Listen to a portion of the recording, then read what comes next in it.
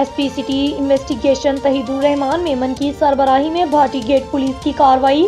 9 साला मासूम बच्चे मोहम्मद रमजान को अगवा करने वाला मुलजिम गिरफ्तार। बच्चा बाहिफाजत बाजियाब करवा लिया गया।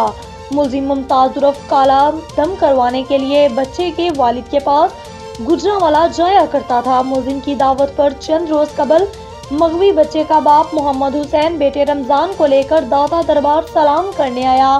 आपसी मुलाकात के बाद मुलजिम मुमताज उर्फ काला बहाने से बच्चे रमजान को अगवा करके पाकपतन ले गया। मुलजिम 9 साला बच्चे रमजान की वापस हवालगी के लिए 60,000 रुपए तावान का मुतालबा कर रहा था।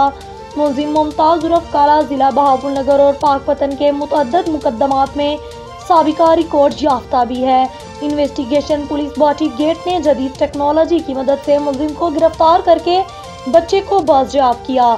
एसएसपी इन्वेस्टिगेशन लाहौर का बच्चे की बाहिफाजत बाजियाबी और मुलजिम की गिरफ्तारी पर पुलिस टीम को शाबाश।